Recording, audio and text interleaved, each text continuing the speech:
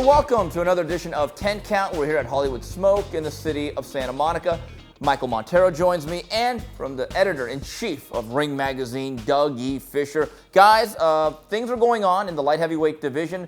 July 11th, Sergey Kovalev takes on Ekaterinburg in Russia, and then August 6th, Andre Ward takes on Alexander Brand. Mike, let's go to you first. Out of the two guys, Kovalev and Ward, who has the better tune-up opponent as it relates to the future matchup? I think this is obvious. It's Chilemba is the better opponent versus Brand.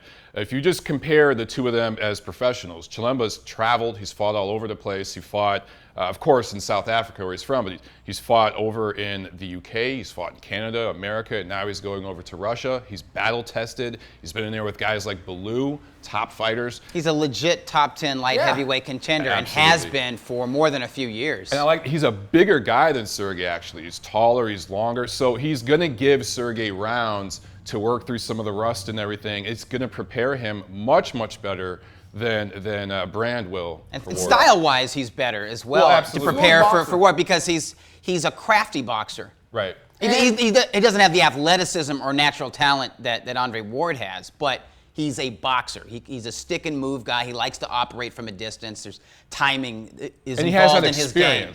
Yes, very experienced. And by the way, Alexander, not a brand name light heavyweight. He's not a light heavyweight. He's a super middleweight, and he's not a contender. And here's the other issue. I've seen him at The Rock and Carson. Again, I don't want to be disrespectful. He's a fighter. It takes a lot of guts to get in there. But boy, he's a hot mess technically. He's not really good. is. No, I haven't seen him. I haven't seen him train. No, but I saw him fight on HBO Latino. I know. His last fight, Whoa. and I think I tweeted out something like, "He's not good, people." I don't think he qualifies as a sparring partner for Andre Ward. I really do. Whoa. No, I mean that. And this was the guy that Ward was targeting for that Cotto Canelo when he was supposed to be on the co-feature. And the commission axed it. Right. Which is real interesting. Here's the thing where I do defend Andre Ward. And guys, don't faint. I just said that. That's a first. I know. They just froze over. They wanted a guy that we're very familiar with, Slava Shabransky. Now, my understanding is that Shabransky wanted the same amount of money as Sullivan Barrera, which is right around $600 to $650. It's a good payday. Yeah. Here's the issue. Their argument was, well, wait a minute, why aren't we getting the same amount? This was the dynamic that didn't exist. Barrera was a mandatory contender, so they had more leverage. I just wonder, if you're Shabransky, you've never made six figures, and if you're getting, let's say, $300,000 to $400,000, it's worth it for the opportunity. Why not, right? The HBO exposure, and you're fighting one of the mythical pound-for-pound top five. You're fighting the former, world super middleweight champion.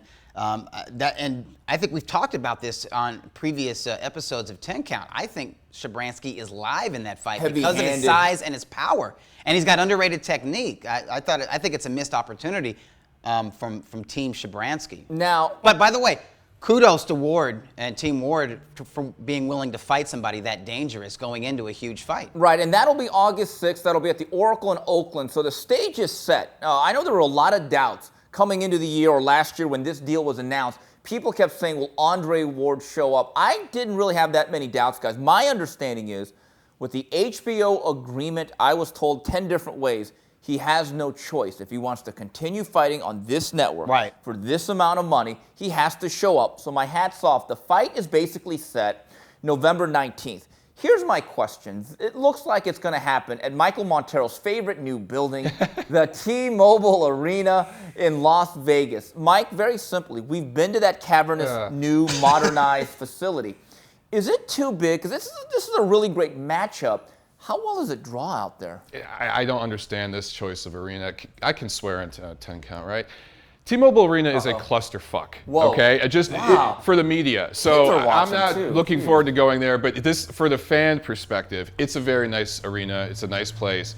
A lot of nice stuff outside of the arena. It's a very fun, festive atmosphere. Which can be a distraction, by the way, from actually going to the fights. We know. Yeah, you can have a little too much fun before the fight. You look at where the fans during the undercard, like they're drinking outside, But they're eating. It seats 20,000 fans, right? And I think this is an important fight for die-hard fight fans, but not necessarily mainstream casual fans. So fitting 20,000 people into that arena and then having that party atmosphere outside, I just don't see it. Doug, I remember when we were there, I said, wow, this thing still has the new arena smell. But I've always found it ironic that a venue that is sponsored by T-Mobile had horrible internet reception, which I thought... That's frustrating. And I've said this for 5 years, Doug. We go to a lot of fights in Vegas. We've done so for about 15 years, going back to our days at Max Boxing.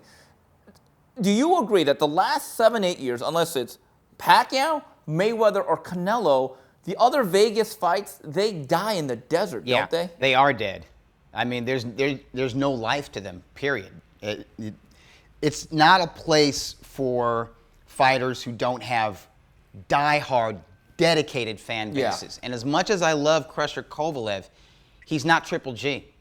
He doesn't have that army to back him up. And Andre Ward can draw a little bit in his hometown of Oakland, not outside of it. Yeah, and by the way, who's going to come to this fight? I was at the Kovalev-Mohammadi fight last year at the Mandalay Bay. Oh. It was a very small gathering of Kovalev fans. Maybe they have sold 2,000 tickets, but according to Kathy Duva, who I trust to run this, not Rock Nation, they're going to price this to sell. But with Rock Nation involved, guys, get ready for some Yandel and some Guillermo Rigondeaux. Anyway, that's it for this edition of the 10 Count. On behalf of Doug Fischer and Michael Montero, this is Steve Kim saying goodbye, everybody.